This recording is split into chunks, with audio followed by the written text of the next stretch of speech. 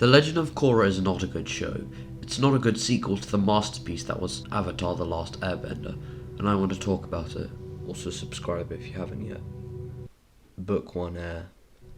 The pacing in the beginning of this season is completely off. We're introduced to baby Korra, who has nearly mastered all 3 elements except for air when she's like 4. I guess being a prodigy is her excuse, whatever. Before we can understand what being the Avatar means to her, we've skipped like 14 years in a transition, and then she's running off. Frick. We have no idea who Korra is, what she stands for, why was she chosen to be the Avatar, why can't she master airbending. All we know is that she's headstrong and she's cool, which sort of remain the only 2 personality traits throughout the entire series. She's meant to be the polar opposite of Aang, but that's like saying he was a peace-loving hippie. Yes, Aang liked to resolve conflicts with words and emotions, rather than battering people left and right, something that Korra never really learns to do, but he knew when it was time to fight. He understood the role of the Avatar wasn't just someone to fight the bad guys, it was someone that kept balance in the world, quite literally, a bridge between nature. And he had actual development. Everyone this 12-year-old kid ever loved was killed, and he wasn't even there to try and help them. He's been gone while millions of people have died in the war, and he wasn't there to stop them. That's the groundworks of Aang's character, someone that liked to have fun and was an optimist, but also had a lot of emotional conflict and determination to solve these conflicts. What are Korra's conflicts? Oh, I want to go to the city. Oh, I want to watch TV. Woo! Yeah, baby! Oh, I want this guy to like me and not the other girl. It's hard to follow up a backstory that involves genocide, but Korra never feels like she's in actual trouble. The first reason is that from the get-go she's already a master of 3 or 4 elements, which makes her one of the most powerful benders from the very first episode. I understand that they can't go with Atla's journey again, but there are so many other ways to utilize this power for or against her, and make her actually a more vulnerable character that needs to improve and also needs the help of her friends. The second reason is that even when she is bested, for example being locked away when she was being bloodbended, she somehow bullshits her way out. We've been told that Korra excels at the physical side of bending, but never at the spiritual, which could have been an interesting topic to explore. But the past avatars are always there whenever she needs them, and it was never even hard to reach them. Yes, Aang did rely on Avatar Roku's wisdom, but he actually had to get somewhere in order to find him. Korra just meditates, that's it. And the ending is the biggest pile of horseshit I've ever seen, but we'll get to that. Basically what I'm saying is Korra is spiritually inept, which makes no sense since the White Lotus should have been training the Avatar in that too, right? Yeah, this brings us back to the fact that Korra's idea of being Avatar is just smiling cockily and punching everyone. Not a very good way of developing a role that is incredibly deep and important to both our world and the spirit world. I think the new setting of Korra is actually quite interesting. It's been 70 years and the Industrial Revolution has begun, meaning there are cars and motorbikes and all sorts of things in the world now, especially within the central location, which is Republic City. It removes the more oriental and nature-based locations of its predecessor, but that's not necessarily a bad thing. Times have changed, and Republic City reflects that. It also brings the new sport known as pro bending. Though it can get repetitive, pro bending is quite a cool and realistic thing that incorporates bending into a more modern setting. It allows Legend of Korra to show its clean and beautiful animation and quick-paced choreography. But this brings us to yet another problem, bending itself. In Atla, bending was something both personal and spiritual. It requires practice and understanding. In order to master water bending, you need to be able to feel the push and pull. To earth bend, you need to force yourself to be like a rock and push the earth with might and sturdiness. In Legend of Korra, bending is nothing but a tool or a superpower that some people have. Its connections to the world have been completely removed. It's no good having Tenzin dislike pro bending because it's a misuse of bending if this never comes into play again. It's like they've completely forgotten what Team Avatar had to go through. Aang mastered airbending by 12, but he had natural skill and practiced for years. Katara had been practicing for all her life, and all she could really do was move some waves. Toph adapted to her blindness and learning to use sonar, sort of. Bending was a martial art, it was an art form. Every movement meant something, every movement connected to the elemental existence of their bending. Now it's been reduced to just punching and kicking. The way bending is used can and will change, but the principles behind it shouldn't. Another thing about the combat is the avatar stuff doesn't feel fluid. Aang obviously used airbending as his main power, but he always combined the techniques he had learned into his fighting style to create something that was both visually stunning and something that reflected his journey through the elements. While the fights look cool, Korra mostly uses fire and just sort of remembers that the other two elements are a thing. Even when she's using airbending, it looks and feels the exact same as the other elements. The reason why the progression of Atla worked so well was that Aang was going through the motions, and we learnt with him as he was going on. He utilised them in unique ways to solidify his role as the Avatar. Korra just fights, that's really it. She finds it hard to use airbending, but it becomes a deus ex machina by the last episode when it just turns up when she most needs it, and somehow it's also her strongest element, since Armon isn't able to dodge it, and from what I've seen, no one else can either. Korra says she's learned all the forms and she's trained, but we barely ever see that. It's not good writing to have a character who's already overpowered stumble into her powers and never have it influence the story. By the end, there's nowhere else to progress, is there? She's mastered all the elements, connected with the spirit, and proven herself to be worthy by defeating Armon. Now let's talk about the other characters. The new team Avatar is far less developed than the previous. We have Mako and Bolin, who are the pro-bender brothers, who just randomly sort of accept Korra into their team. A lot of people don't like Mako, but I think he's fine. His chemistry with his brother is pretty good at times, and his backstory could actually be captivating if any more than 5 minutes were spent on it. The worst part about Mako is really his relationship with Korra and the god-awful love triangle that the show pushes on its audience. Basically, they like each other, then another girl dates him, and Korra dates Bolin to spite him, and they kiss, but he keeps dating the other one, but he actually likes her. See, it's pandering and worthless. It's a waste of time, and no one is developed enough for us to actually care about them. The other girl is Asami, who's really bland in this season. Her personality consists of being a love interest in a triangle, being good at driving cars, and not liking her dad. That's pretty much it. I've heard she comes into her own in later seasons, but we'll get to that. Bolin is lame. Let me explain something to you. Sokka was not just a brilliant comedy relief, but a brilliant character. Yes, he's funny and goofy, but he's also mature, sarcastic, serious, and tactical. His silly antics and his intelligent plans contrast and complement each other, creating a character we can both laugh at, but also enjoy in the context of the story.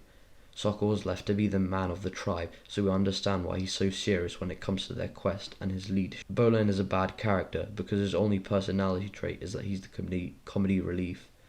He has this sad backstory about his parents dying and him and his brother becoming street orphans, but he completely ruins it with his unfunny humour and overall disruption to the pretty serious story. His only reason being there is to slip in a joke or two, and he's very clearly a replacement for Sokka, but he's nowhere near developed enough to actually become a decent member of the team.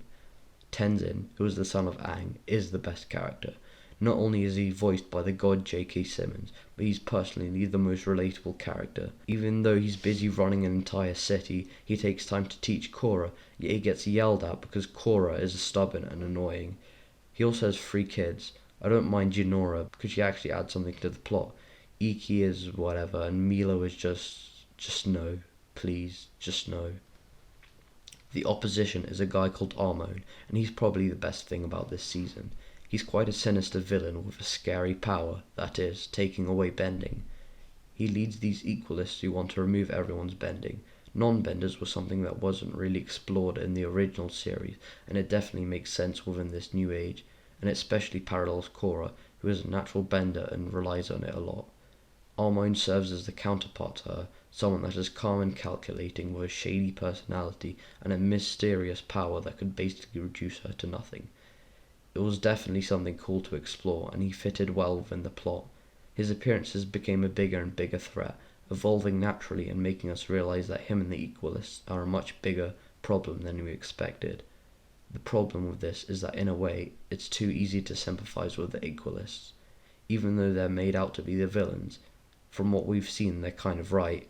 Let's take Korra as an example. In the first episode, she destroys like 10 cars and an entire street of shops. Even though she stopped the bad guys, she's endangered so many other people, and most likely injured others as well.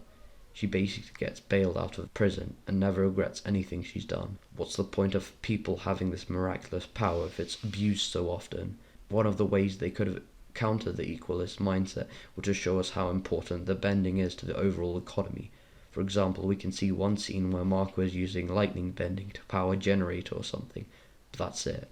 If we understood how useful bending is in the development of Republic City, we would get a much more balanced conflict. But the only other place we see bending used is the police and the protection, but there's so much corruption within the city that it just seems pointless. Yes, the equalists are doing bad stuff, but it's hard to sympathise with someone who's had their bending taken if we can't truly comprehend what it means to them, especially if you haven't seen the original series. But it doesn't just end there. Armone has this long backstory with another antagonist called Tarlok, who exposition dumps a bunch of stuff and reveals that Armone is his brother. I don't care about Tarlok. I think he was a good example of corruption within Republic City, but he wasn't an interesting character overall. Anyway, Armone is using blood bending to control people, which he inherited from his father, who was a criminal, who Aang ever so conveniently reveals to Korra, which causes the Equalists to rebel against Armone. He takes Korra's bending, which I'll return to in a bit, and then escapes with Tarlok, and in a rather anticlimactic scene, Tarlok blows up their boat, killing them both. I mean, okay. I think the reveal about Armone's identity was a bit rushed, just like the entire season, and it kind of just happens. The blood bending makes no sense, since he can use it at any time, not just on a full moon, and the actual explanation within the show is he just can. Whatever. Yeah, so Korra loses her bending. This could be a great plot point, especially early in the series. Korra learns that bending isn't the only way to be a protector and must learn humility and patience and stuff to regain her elements. This could tie into her airbending practice and would overall develop her character so much more. But she loses them at the end. The fallout could have been explored into season 2, but nope. Because Korra cries a bit, she instantly gets her powers back at the end of the episode, and guess what? She can give people bending back. What an epic power. No. This undoes every single thing that happened in Season 1. Armone and the Equalists have no longer made a significant impact. Nothing's changed. Even though the good guys won, this could have been a scarring moment in history. We could have seen that even non-benders do huge damage. But no. We can't have this thought-provoking ending. We can't let Korra grow as a person. We can't even see Armone as an actual threat anymore. Whatever he did doesn't matter anymore because he's dead and Korra can just fix it. Do you understand how bad of an ending this is? We were actually building tension in this season, and it's been completely shitted on by this stupid conclusion. I'm just shocked. Why would you do this? Where do we go from here? Not only does Korra have all 4 elements at her disposal, she can energy bend too. This season was bad. Anything interesting was far too undeveloped.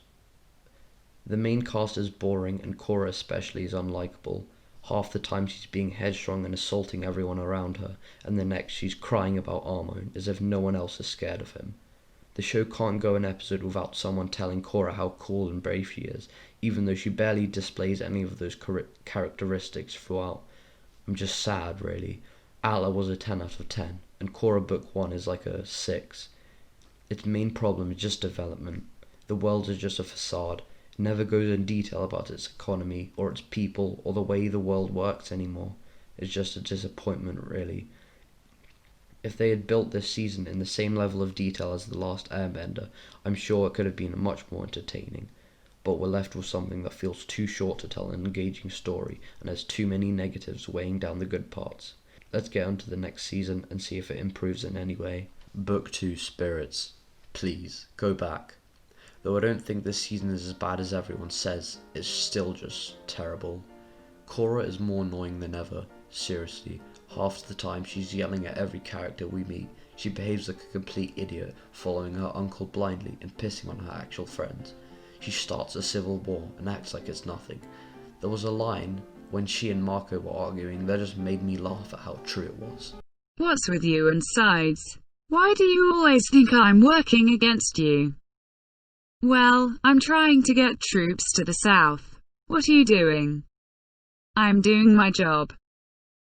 Well, sorry officer. Don't let me get in the way of you writing tickets. I'm trying to save the world. Well, you wouldn't have to if you didn't keep messing it up. And speaking of Marco, for God's sake, Now he and Korra are dating. Wow, such a cool plot line. They still have zero chemistry and spend more time arguing than being actual partners. The thing is, it's almost like the show knows what an asshole Korra is being. She's constantly creating sides, and Marco points this out, but I guess it doesn't matter anymore, right? It's so hard to like Korra in this season. Despite Korra becoming even worse, Marco is actually more interesting in season 2. Who would have thought? As he's more than a side character this time, we actually develop him. I guess they've just abandoned pro-bending, whatever. Marco's a police officer now, and we can see that he has integrity. He actually uses his brain, unlike so many of the other characters. For example, when he works out Varric is a traitor. Instead of random convenience, he uses his wits and his knowledge of the streets to actually solve a conspiracy. But I'm just so tired of plot lines where the rookie finds out some big piece of information, but none of the higher-ups believe him until something bad happens. It's just annoying to watch. Police would never realistically work like this, especially since they knew for a fact that Marco has been bringing in a lot of criminals and was part of stopping Armine. Bolin is there, I guess. He's still not funny, and his subplot is okay. Some parts were entertaining. There was one good action sequence where the fight was mirroring his movie, but that's about it. I guess Asami's in there too. She only really cares about her company, to be honest. But at least she gets a bit more character development, even if it's minimal. She also gets back together with Marco, and man, I feel sorry for her. She's constantly getting cucked, and at this point, she really should just find some other guy, because those two are a piece of work. Team Avatar overall just didn't work. They sort of went for a team breaks up and starts drifting away from each other, but then reunites and realizes their friendship kind of thing. But this only really works after we properly know these characters. Not only did the first season set them up poorly, but it just feels undeserving to have this kind of dynamic. We haven't known the new Avatar team for too long, so we don't really care about what happens to them. Varric is also a new character, and he's good enough. He's an eccentric millionaire, and he has some funny moments, and since his character is so wacky and out there, the plot twist is pretty unexpected. Besides that, he isn't too good or anything. The highlight of the season is probably the first Avatar episodes. It just kind of comes out of nowhere, but it's still better than the rest of the season. Avatar 1 is an Aladdin type character, where he's this smart-mouthed street urchin, but eventually forms a friendship with a mystical being and learns responsibility or whatever. The animation is very unique and beautiful. The story is kind of weird, but that's sort of the point. Spirits are meant to be this mysterious creatures. Rav and Vatu are dumb, but I like the kite designs.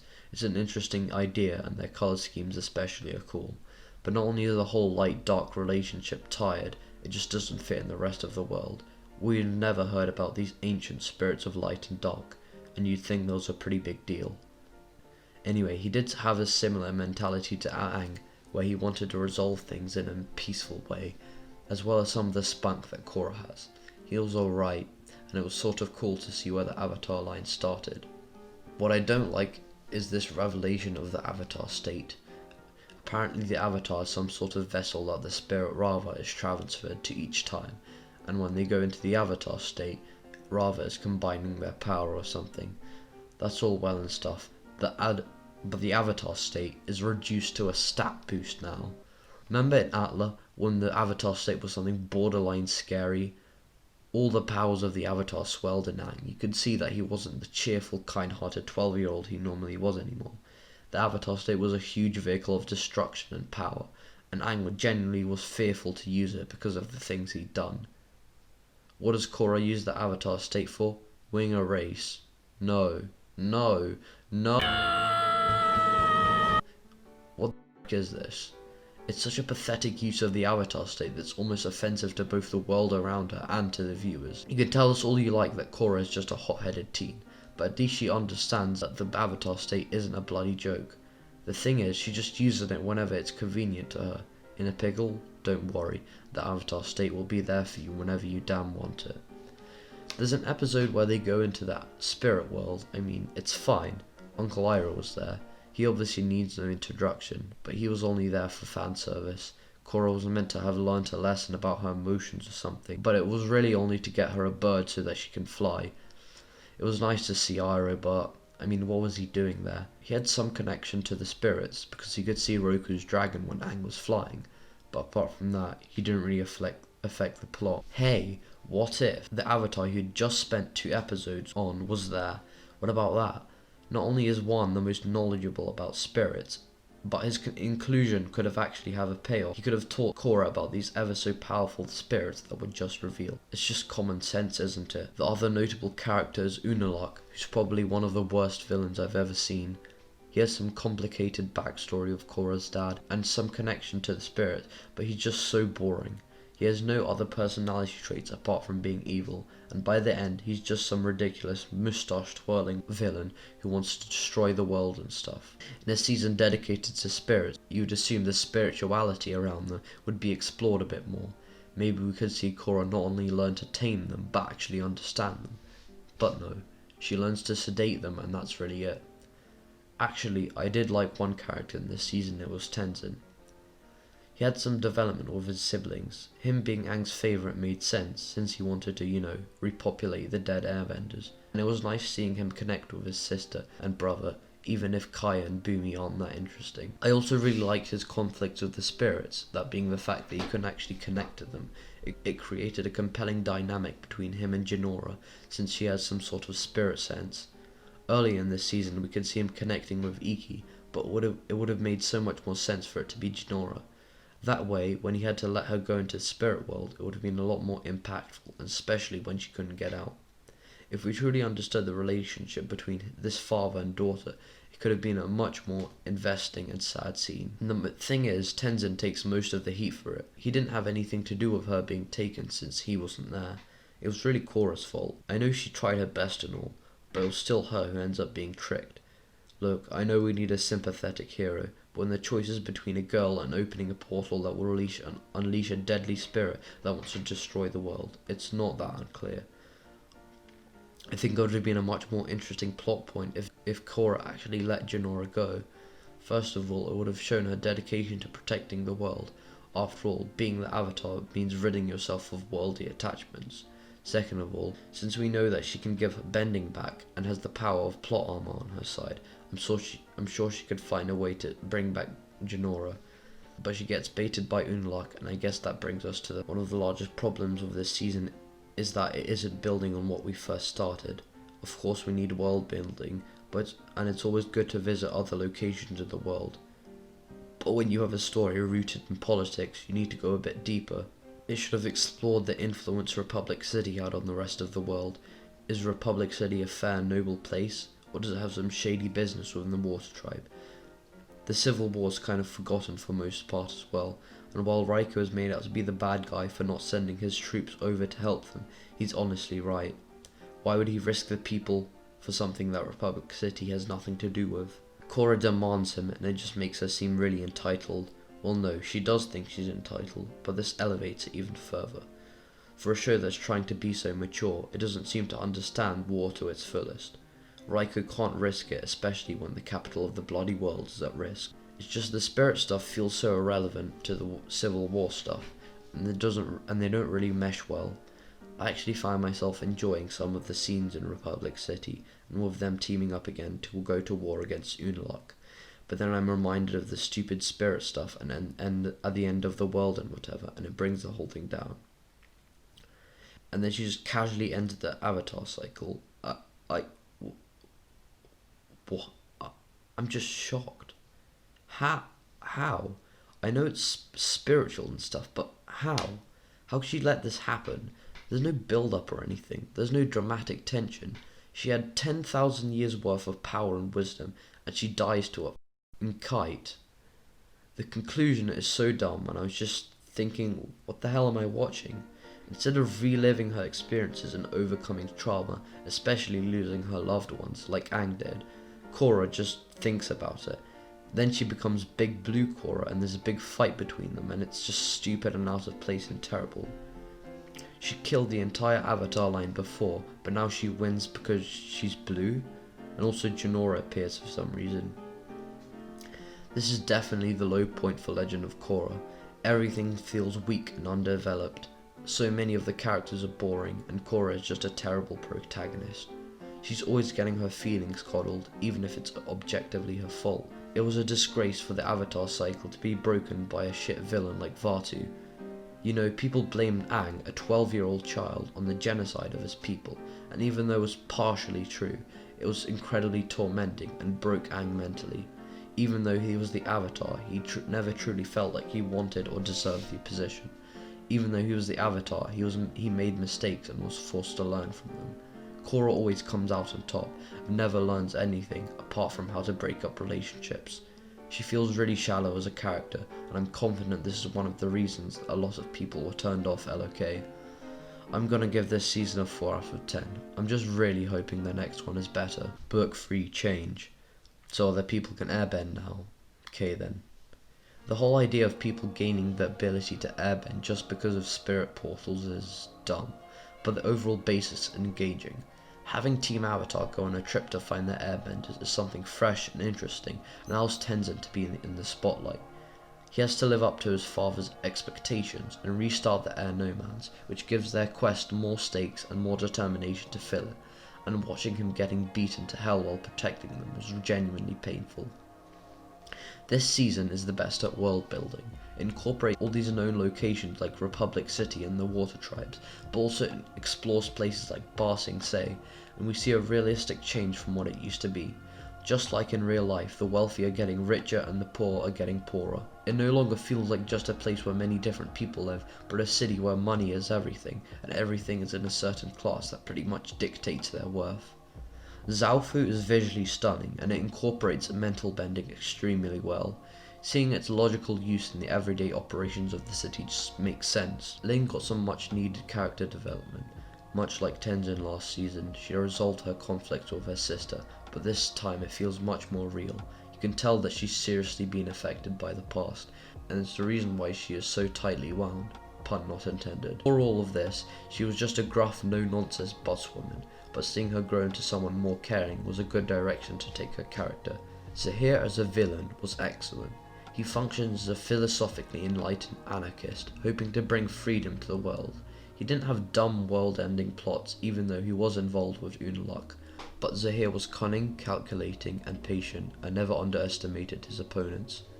He felt like a parallel to Tenzin. Not only are both airbenders, but they share similar ideals. They're both proficient in bending air, and they take time to properly meditate and connect with their element. They also follow the ideas of philosophies and text, what with Tenzin and the Starving Guru, and Zahir and the Flying Guru. However, Zahir stands out because he goes against the peaceful ways of the Air Nomads for his own reason, and even though his airbending is similar to others, it feels a lot more vicious. And I need to give him props. The way he takes out the Earthman was shockingly brutal and well deserved, and he does it with a pun as well. That's a pretty good kill.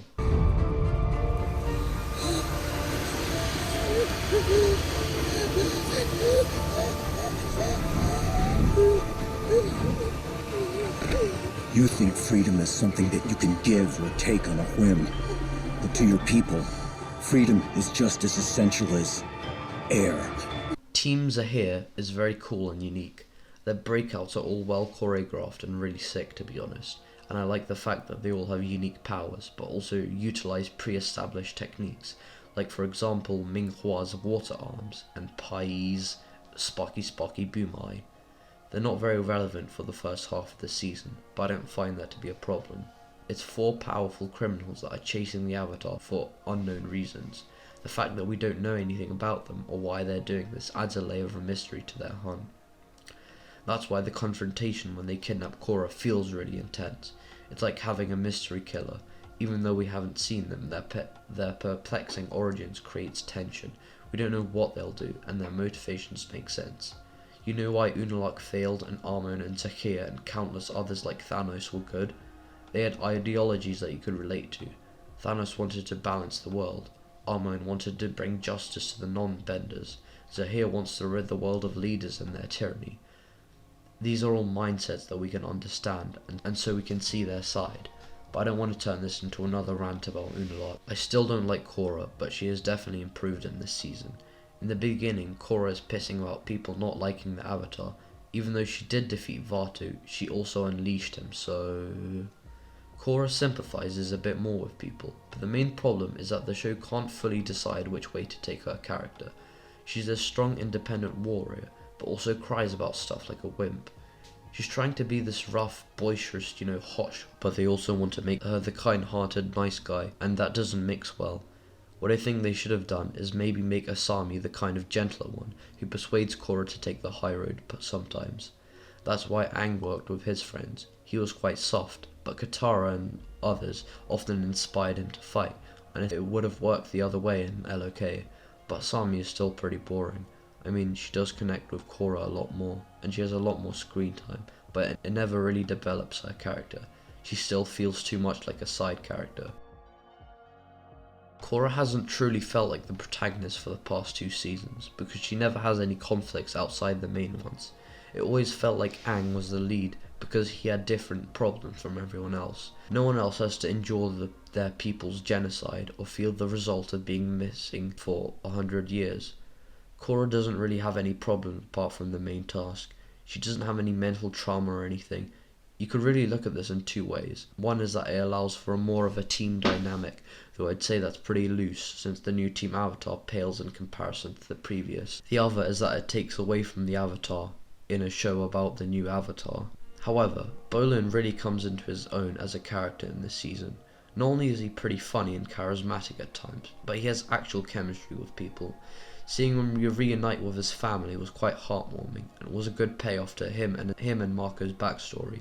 His relationship with Opal is cute, and he's got good comedy with his brother. However, I feel like they got to a point where Marco was beginning to develop into a proper character in Season 2, and then they just decided to stop there. In Season 3, he doesn't change or do much, really. Yes, he's still got his cool attitude and detective skills, but apart from that, Boomy was a lot better as a comedic relief. Kai was fine, though his cocky attitude did get annoying. There was a really good scene with Aiwei. Even though it was pretty obvious he was the traitor, it still felt very suspenseful. I guess Zuko was there too. They did my favourite character dirty though, since he really does nothing. Also his accent's kinda weird. They really captured the feeling of airbending in this season. The training scene with Opal felt graceful and true to the sense of airbending.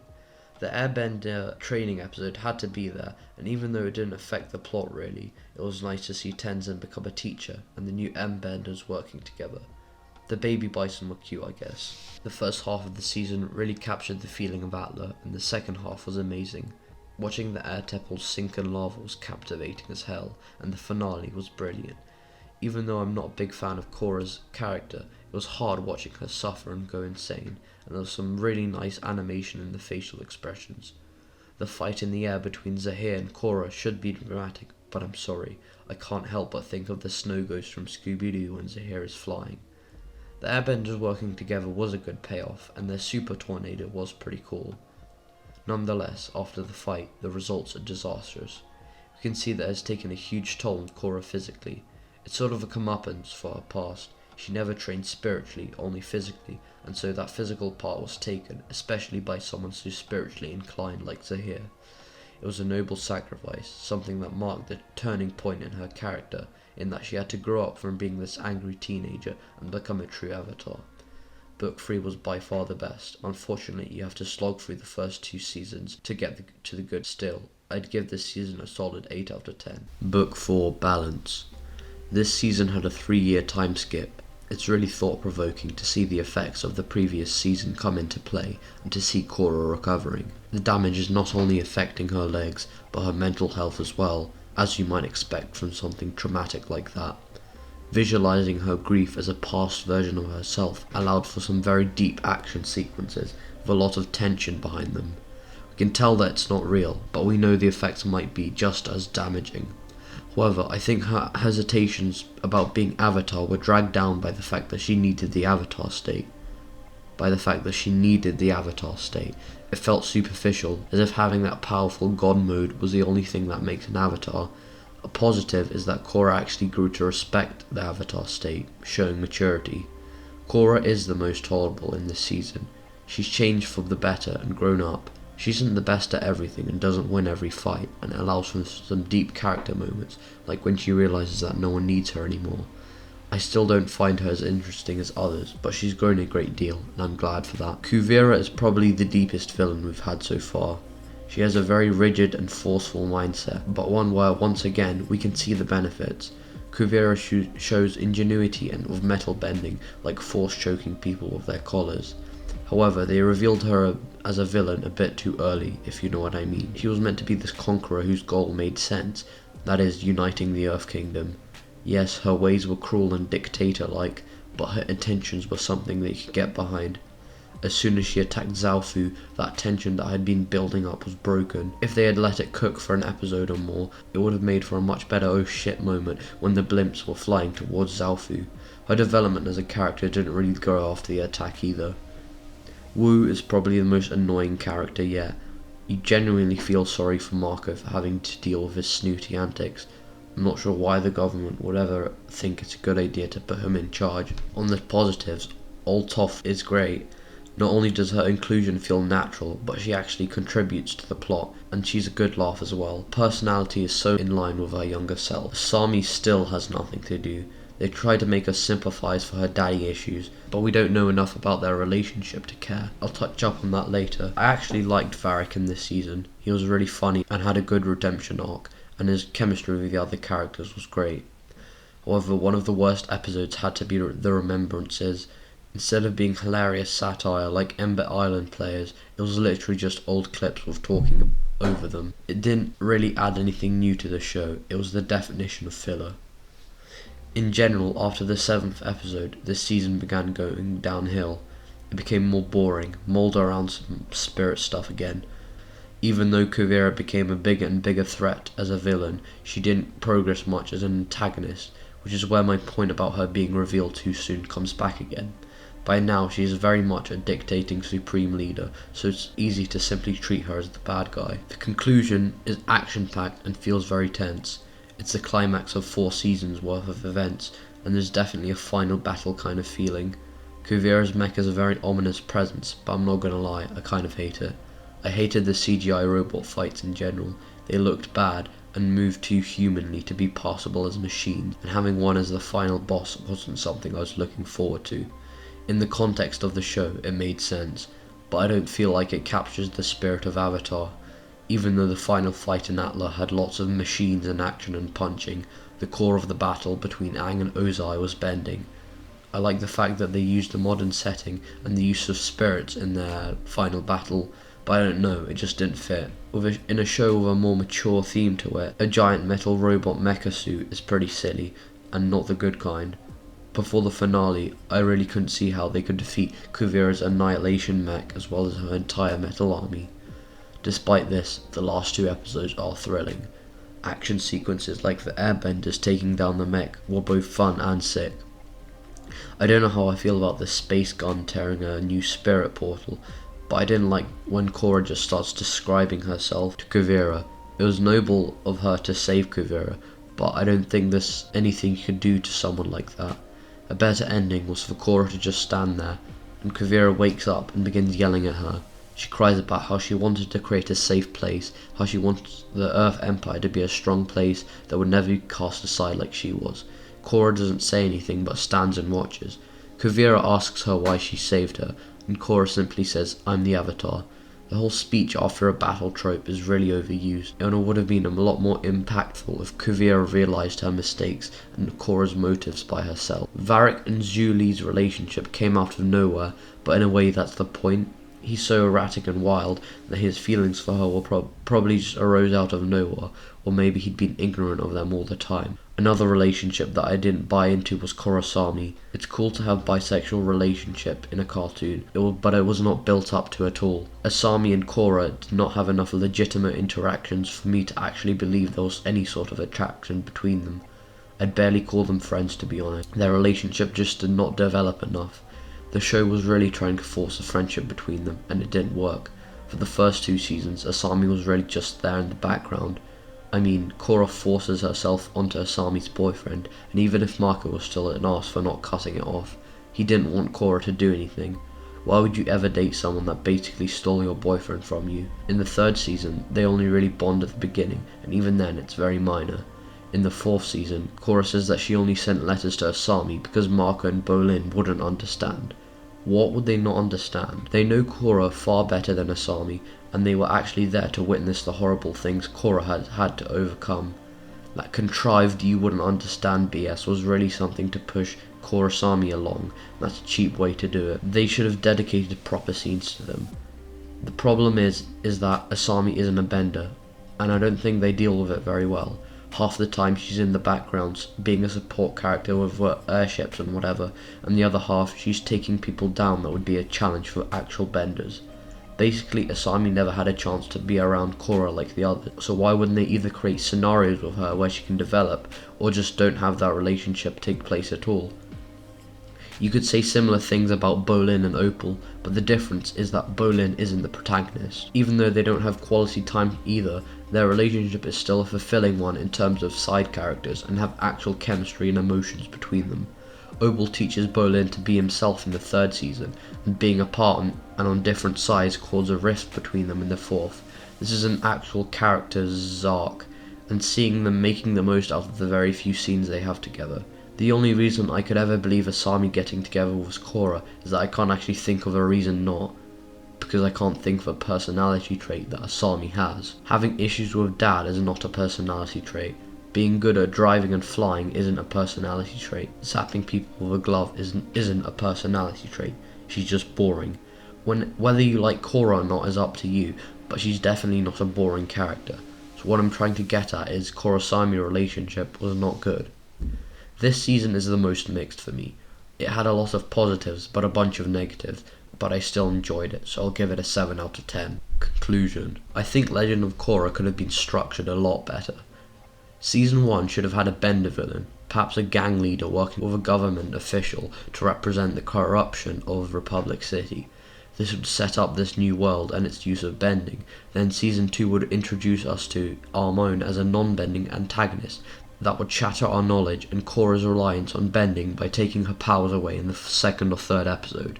Having hers and so many other people's bending would be something scarring and would flow into Season 3's theme of change. I feel like having her powers stripped is something that should only really happen once we really know Korra's character, and Season 1 didn't develop her character enough for that.